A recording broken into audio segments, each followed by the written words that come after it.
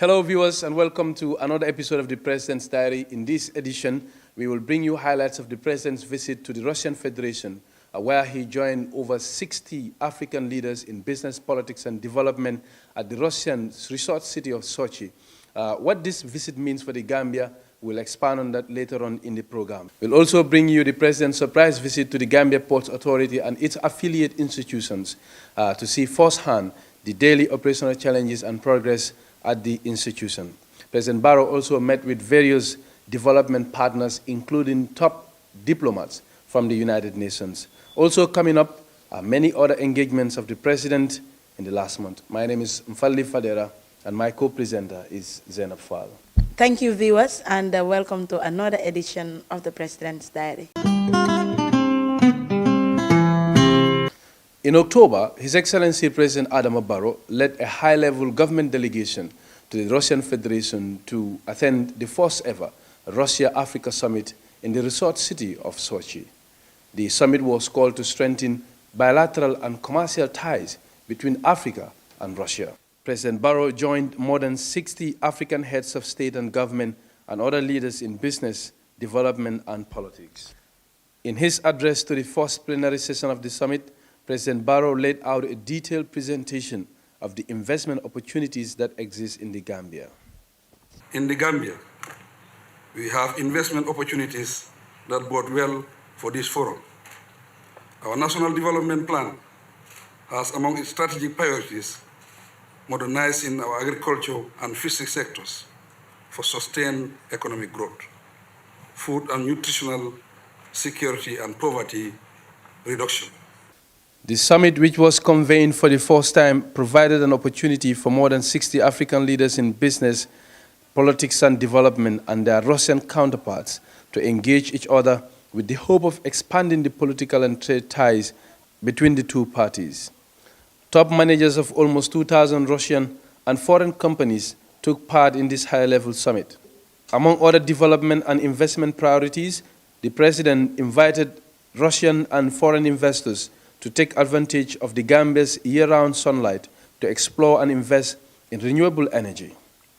He also highlighted the opportunities that exist in the country's maritime sector, stressing that the Banjul seaport is a gateway to the West African market, while thanking the government and people of the Russian Federation for providing scholarships and training opportunities to generations of Gambians.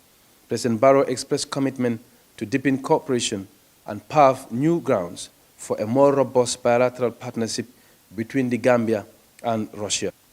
On the sidelines of the summit, His Excellency President Adama Barrow also met with the newly elected President of Mauritania, President Mohamed Ould Ghazouani. The two leaders discussed means of strengthening the existing good ties between their two countries. President Ghazouani took the opportunity to thank President Barrow for attending his inauguration earlier this year, while indicating that he was impressed with the respect and dignity accorded to the Mauritanian community in the Gambia. In response, President Adama Barrow cited the new leader's inauguration as historic and exemplary for the continent of Africa, in that it was the first time to have a peaceful and smooth democratic transfer of power from one civilian government to another in the history of Mauritania.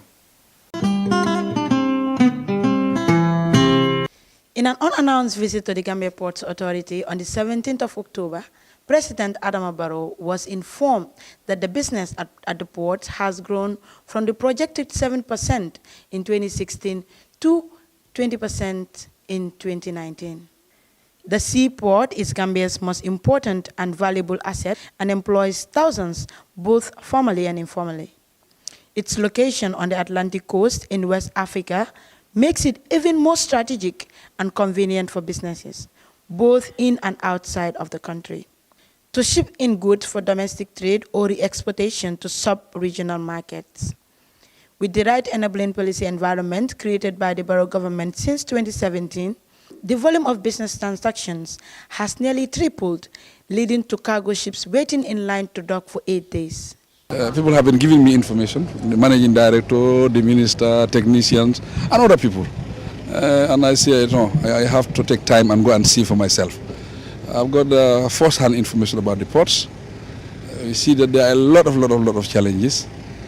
And this is because people have confidence in our system. People have confidence doing business in this country.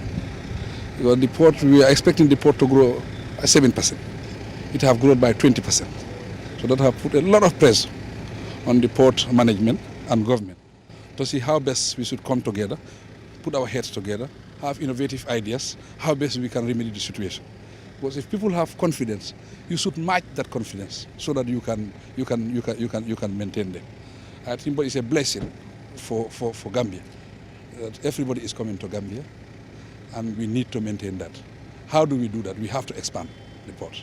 During the visit, President Barrow was informed that the current landing site for the ferries, which has seriously worn out, was constructed in the 1970s through a German government corporation. I have discussed with the managing director. I think they have already contracted the landing site. I think the landing site is the biggest problem. But now they have taken action because it is urgent. That's why even they have taken loan from the commercial bank to do the landing site. But the landing site will help to at least minimize the congestion that is at the ferry site. The new facility will help ease the congestion experienced at the crossing. However, the government is thinking of a more permanent solution. Viewers, you are still reminded that you're watching the President's Diary, brought to you by the Media and Communication Office of the Presidency. Now, let's take a look at the President's diplomatic engagements in the past month. On October 3rd, the Dakar-based German ambassador to the Gambia, His Excellency Stefan Rockin, was at the Presidency to brief President Adama Barrow on the fulfillment of the promises made by the German President during his visit to the Gambia in 2017. Following President Frank-Walter Steinmeier's visit, the German government inaugurated a GTTI Annex Institute in Mansakonko Lower River region, which, according to the ambassador, will provide training for Gambian students in solar energy installation, repairs, and agricultural machinery repairs and maintenance. The regional extension will enable young people in the Gambia, especially those in rural Gambia, to acquire skills and meaningfully contribute to the development of the country. During his 2017 visit, the German president expressed commitment to support the energy sector and the expansion drive of the Gambia Technical Teaching Institute after touring its complexes. Regarding the addressing of the energy supply deficit in the country, the ambassador stated that his government handed over to NAWEC a capacity building project package designed to improve electricity supply in the Greater Banjul area through improvements in monitoring and communication. In the same month, members of the Council of Ministers of the Gambia River Basin Development Organization, commonly known as the OMVG, revealed in a meeting with President Adama Barrow at the State House in Banjul that some 50,000 hectares of desalinated land will be available for rice production to the Gambia under the Sambangalu Dam project of the OMVG. The Gambia's Minister of Environment, Honorable Lamin Diba, has this to say about the project. It also has some social benefits and also economic benefits. Like, for instance, the Sambangalo Dam, if it is erected, what will happen is that it will push the shell and front, that will push the salt water, and it will make available 90,000 hectares of land for rice cultivation. With the 50,000 hectares of land available to the Gambia, the OMVG project will be contributing to achieving the Sustainable Development Goals and the food self-sufficiency drive of the Barrow government. It will help eradicate hunger, malnutrition, and poverty in the country. The Council of Ministers of the OMVG held a workshop in Banjul to draw a master plan for the financing of its future projects in member countries. With the completion of the recently launched transmission and distribution network loop, the Gambia can benefit from hydroelectric energy by September 2020. Hence, the meeting with President Barrow at the State House was aimed at updating him on the progress registered since the launching of the hydroelectric power plant in Jarasoma earlier this year. Viewers, it is the President's Diary and still on the President's engagement with the diplomatic corps and development partners. Earlier in October, President Barrow received 3 giant firefighting trucks and a set of firefighting apparatus from the E15 Fire Brigade in the United Kingdom for onward delivery to the Gambia Fire and Rescue Services. The Chief Officer of the E15 Brigade, Michael David Colonel, said they cherish their partnership with the Gambia Fire and Rescue Services, which began in the 1990s.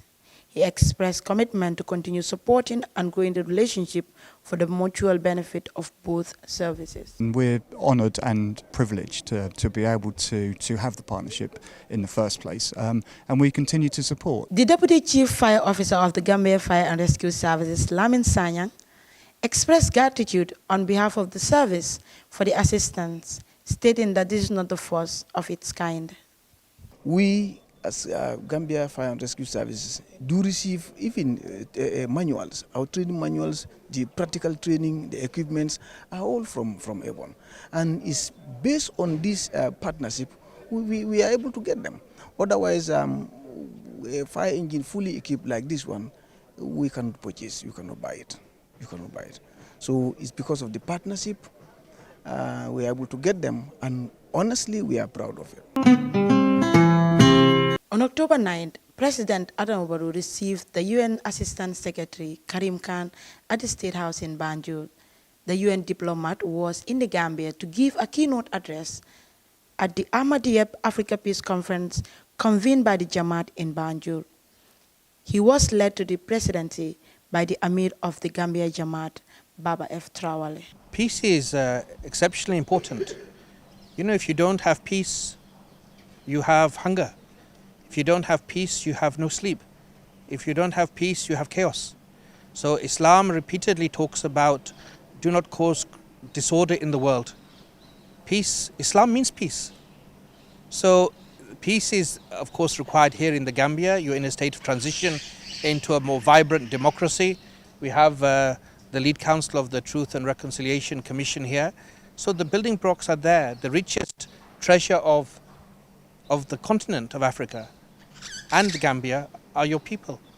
So peace is a human right, but it is also an essential ingredient without which nothing will flourish. It is as important to the future of Gambia as water is to the gardener. He likened the peace conference as a search for water that would make the garden of the Gambia even more beautiful than it is today.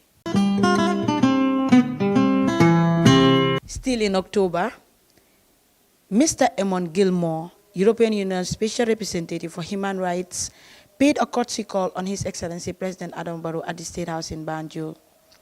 The EU has been partnering with the Gambia throughout the transition to democracy.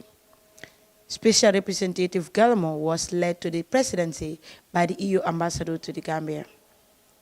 He congratulated President Adama Barrow for the remarkable progress made by the Gambia at the time when many other countries around the world are engaged in a pushback against democracy and rule of law. Good to see progress being made in the Gambia, and I've encouraged the President to continue with the reforms, to continue with this effort, and assured him that the European Union will continue to partner in this effort. Still on the President's diplomatic engagements, the Chief European Union Election Observer to the Gambia, Miroslav Posch, has praised the efforts made by the Gambia government in improving the judicial system and the situation of press freedom in the country, stating that the reforms are in line with the recommendations made in September 2017 by the same European Union mission. He stated that the judicial system and the field of freedom of speech have done a lot.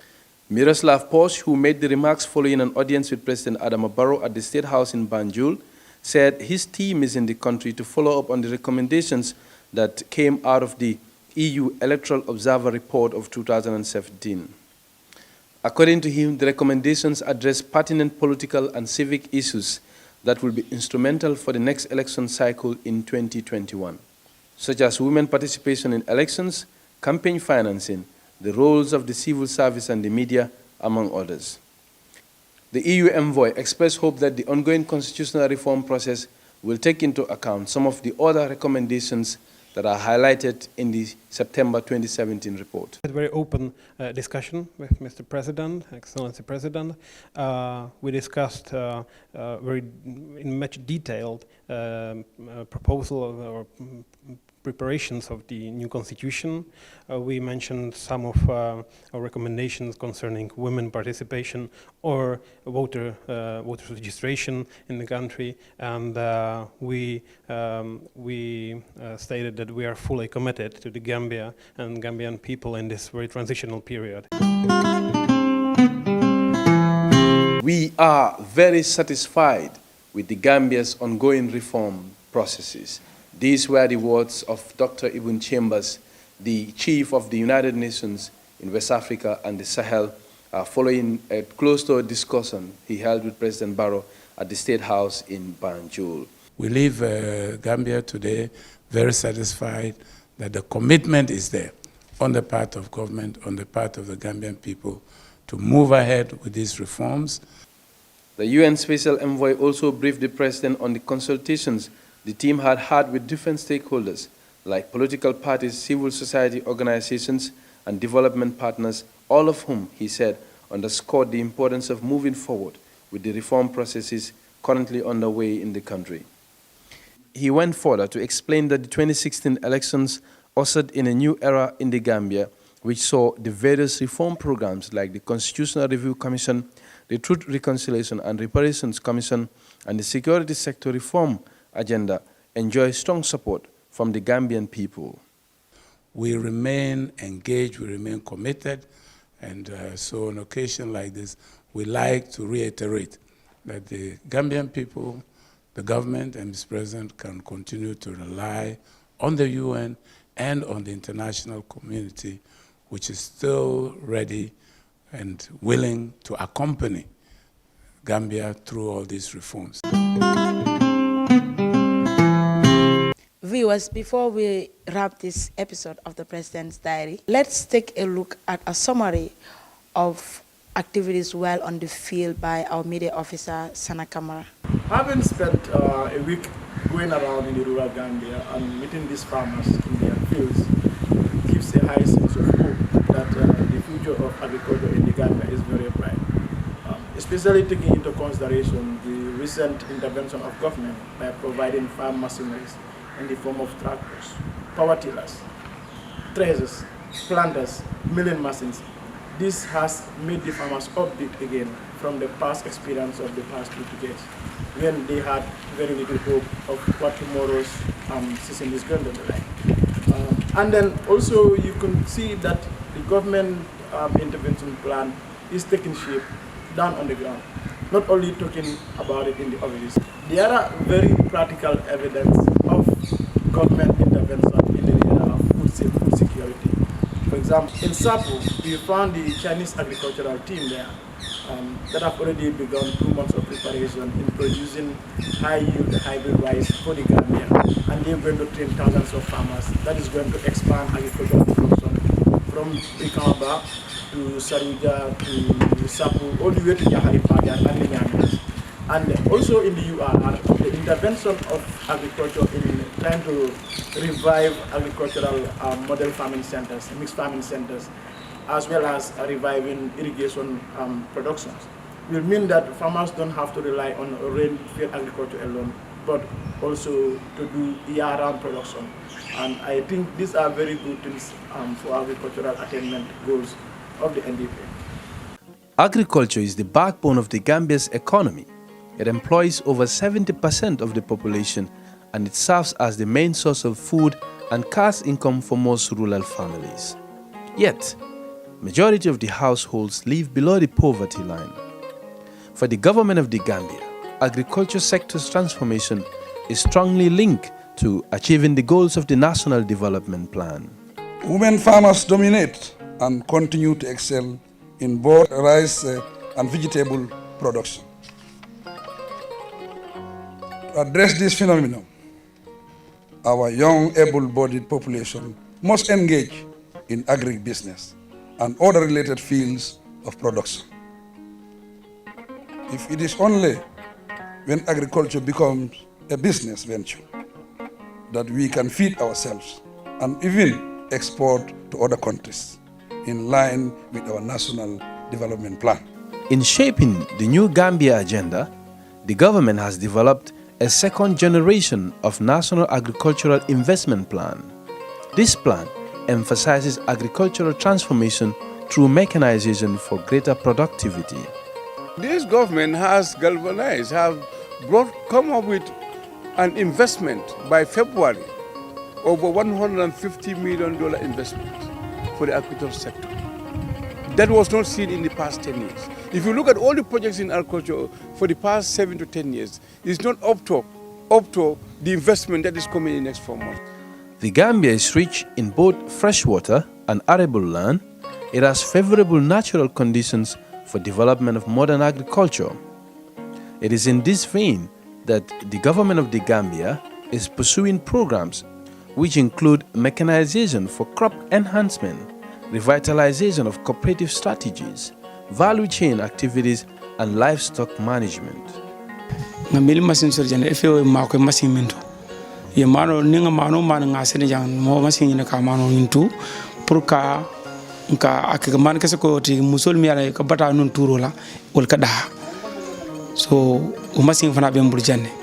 Mi ala ko ka man kese tule man kese ko senya adung ni lefta fana ka ninga mano tu after ko nga karamul fana le WV fana ne ka contrat ko sign le pour ka mano santir bulu pour ka janyen karamul fana le machine ni ko mano ni fana tu mo fana de maro so projet ko bulle mi ala ko akata effort wole pour machine ni sintelma bibi just science ni nantem fan trop da man karola 3200 bucks mo sotle ni sid national seed sectorial ni men sa ni yanta men san nambulo ay na turo doku sata ko jang turu senu mole na ya wa fimma ya sanga ya samba wala fana leta janjande banku doka fana leta janjande sate mo do san ko tam fana ya natina de lefta yirwa bundante bo nyinin kan pour sawsa nen turo nata doro nga doku musol nin kewol be ka doku bari musol le sembo siata je pour nsinyata tasoto nyame nyata kuto mi ya nati na ko boke han nyamo kilimo kaje lora ay na sembo la fale maso na sembo an tarakto la faro ko bi asa jasi na jasi lumino so mo lafte ya tutu na ko boke dami ni lafte si la faro tutu wolo onodu la fanto. To achieve long-term food security as well as reducing poverty levels, the government of President Adama Barrow considers agriculture as central to the Gambia's economic advancement. In the government's blueprint, the National Development Plan, infrastructural projects such as road networks, the Tourism Master Plan, and other sectoral strategies being implemented by the government are key in the realization of the national development goals. Rebuilding an agricultural system that will add value to local products, attract the youth, women and business people, as well as increase the source of living of the people is a key priority for the government. Development partners like the Islamic Development Bank, the People's Republic of China, the Republic of Japan, among others, are supporting the government's agenda for food self-sufficiency. Agriculture is a key sector of the Gambian economy, and Japan is well aware that continued growth in this sector would make a major contribution to the social and economic development of the Gambia. That is why our country supports the efforts of the Gambia to develop the priority sector of agriculture, and in this way contribute to the self-reliant efforts of the Gambian government for the achievement of the harmonious development of the country under the enlightened leadership of His Excellency President Adam Barrow. The Gambia and China, for example, had a cooperation in agriculture dating as far back as 40 years ago. The local people until today fondly call many farmlands as Chinese rice fields, symbolizing Chinese involvement in rice cultivation in the country. To revive such cooperation in the new Gambia, the Chinese government has sent experts to the Gambia to help farmers increase their productivity. The Chinese technical team are already in the country and are resident in Sapo CRR, where they have also helped set up offices. Hybrid rice, agricultural demonstration and training are the main content of the project in Sapo. It will help establish 5 hectares of hybrid rice, 2 hectares of vegetable demonstration, and guide 1,000 hectares of demonstration area. And our project will organize the technical training for Gambia personnel both in China and Gambia. The total number of the training person is about 1,500. We've organized the training lessons for Gambia college and local farmers. We expect that the demonstration and the training can contribute to the Gambia people's high grain yield. And we also hope that we can bring the China agriculture technology to Gambia. In the Upper River region, France is also funding a $50 million project towards food security through the establishment of irrigation schemes and value addition. Well, as for me, how I see this project here is a big impact, is a big development which came for our village, for the region or for the district. Because as you see this project, so many youths can come here, work and earn something. If it goes how the work is going, how the project goes, I think when we are getting 30%, now we are hoping 99 or 100% of cultivation, because we know the land. The land is very good for rice, cultivating rice. When everything is incorrect, everything will be okay, because we have the materials. We have new brown tractor, new power tillers, 3 power tillers, 3 treasurers, 3 planter, and then we are hoping more to come. I said give those the village and the people big achievement, big encouragement. And then before this project was here, we were farming here, both men and women. And then now this project came, it will increase our yield in our products. You see. It will help us more. He's saying that the access road is very important to us, because as for him, the reason why you are seeing him walking like this is only this road. When you are coming during the rainy season here, the road is not good. You will always fall down, fall until you reach to the furrows. Now they have an access road. This access road, whatever you need to, if you want to, you can come with your foot. If you want, you can come with your donkey cart. If you want, you can come with your bicycle. It is the most important. The revival of mixed farming centers across the country is part of a new strategy to create model farming techniques, agricultural entrepreneurship for youth, among others. Already, through Fast Step and NEDI projects, some youth groups from across the country also benefit from machinery to enable them engage in agricultural entrepreneurship at village levels. During the process, during the needs assessment, we are informed 40% is going to be paid by the group members. And it's going to be paid by group members in the sense that whatever you work, you calculate in your share basis. You, the group members, you empower yourself to get access to something, whereby to discourage rural-urban migration, 1. 2, to concentrate on farmlands and then be able to do something that is going to be very productive. Because we can see that, as young people, if you venture into agriculture, the products that you produce that you are going to realize could give you an income. And it could also at least make a remedy to have a social family considerations. The livestock sector that suffered from low growth over the years is among the flagship projects of the National Development Plan. A $27 million ruminant project was launched recently by the Minister of Agriculture. The project will be based in Yoruba-Kunda in Central River region and will benefit over 30,000 households in 39 districts. We want to see that agriculture, we are self-sufficient in food production in few years to come. The livestock sector has a potential for reducing poverty and enhancing food security. The project is national in both design and intent. We are going to see in 6 months for our Gambian farmers comfortably on small ruminants, goats and sheep fattening in this country, a project that is going to support, over 30,000 households. Different from the infrastructure development for the first time in the history of this country.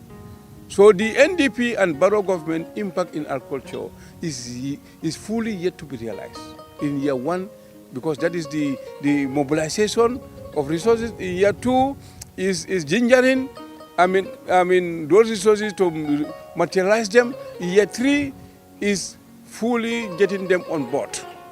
And by year 4, that is by 2020, is full implementation. Now Gambians have seen the the small ruminants. In 6 months' time, the microfinance component would be available to any small ruminant farmer, goat or sheep, at least to ensure that your business, your farming is improved. Going by the numerous programs being implemented by the government of the Gambia and its development partners, it could only mean that the prospects for 2018-2019 harvest remain high, despite earlier doubts of droughts between July and August this year. Viewers, from that exciting documentary on agriculture, we will draw the curtains here for this exciting episode of the President's Diary. I've been your host, Mfaldi Fadera, and my co-presenter here is Zainab Fa. All right, viewers, thank you for the pleasure of your company. It is the President's Diary, and do join us in our subsequent episodes as we bring you the President's official engagements. Until then, it's a bye from us.